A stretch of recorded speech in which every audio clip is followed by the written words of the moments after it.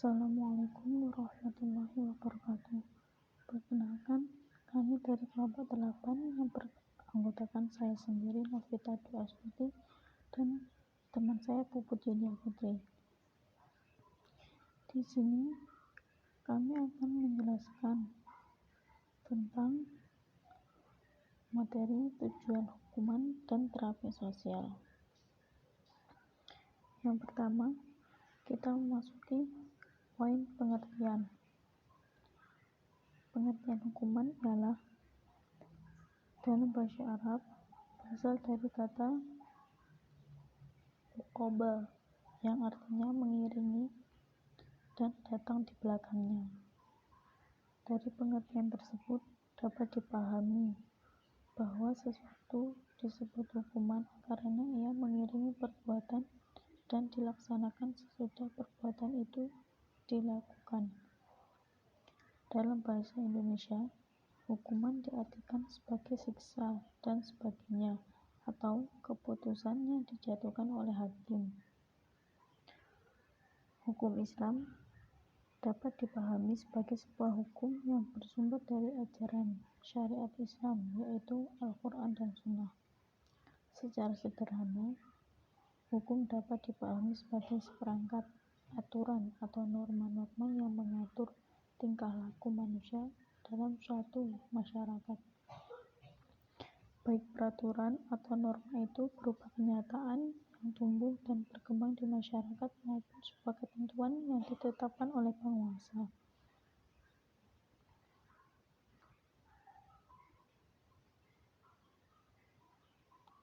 Kemudian, dari beberapa definisi yang telah dikemukakan, dapat diambil intisari bahwa hukuman atau pidana adalah suatu penderitaan atau nestapa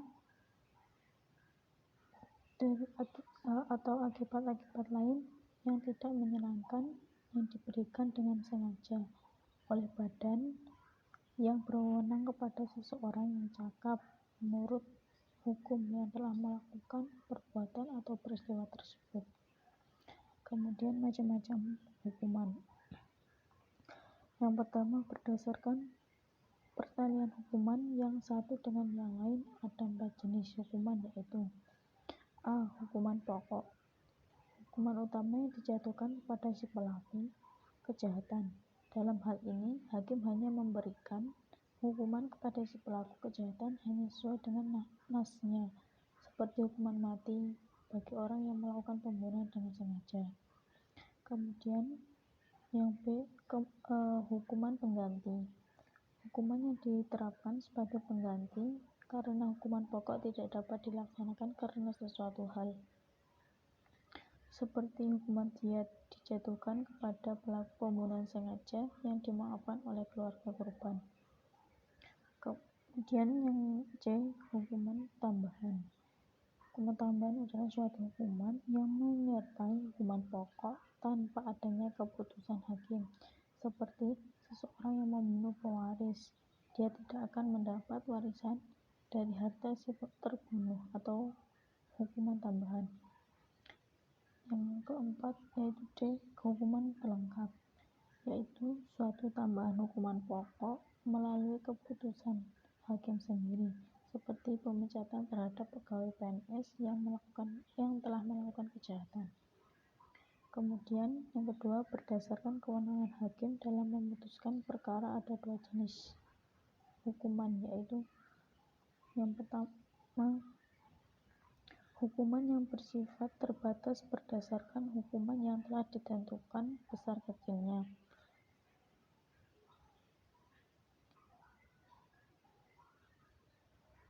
Seperti hakim tidak bisa menentukan atau menambah hukuman tersebut atau menggantinya dengan hukuman lain, seperti hukum denda bagi pezina 100 kali.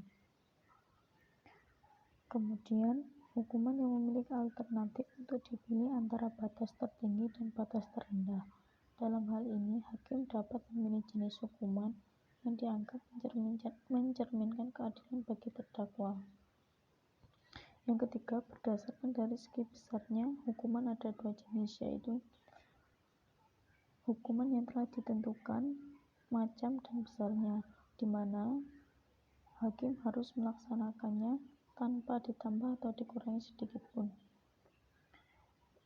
Kemudian, hukuman yang diserahkan kepada hakim untuk dipilihnya dari sekumpulan hukuman-hukuman yang ditetapkan oleh syara agar bisa disesuaikan dengan keadaan pembuat dan perbuatannya.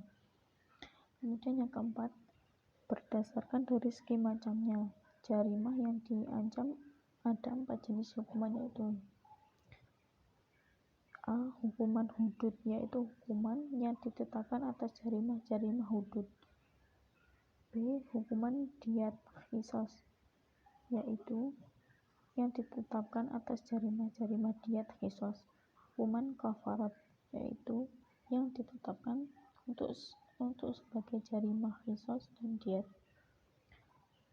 Yang terakhir, hukuman takzir, yaitu yang ditetapkan untuk jarimah takzir. Poin ketiga yaitu syarat-syarat hukuman. Syarat-syarat hukuman dibagi beberapa hal, yaitu sebagai berikut. Yang pertama, hukuman harus ada dasarnya dari syara. Hukum dianggap mempunyai dasar syariah apabila ia didasarkan kepada sumber-sumber syara seperti Al-Quran, As-Sunnah, Ijma' atau undang-undang yang ditetapkan oleh lembaga yang berwenang, ulil amri, seperti dalam hukuman takzir. Kemudian, hukuman harus bersifat pribadi atau perorangan. Hukum disyariatkan harus bersifat pribadi atau perorangan.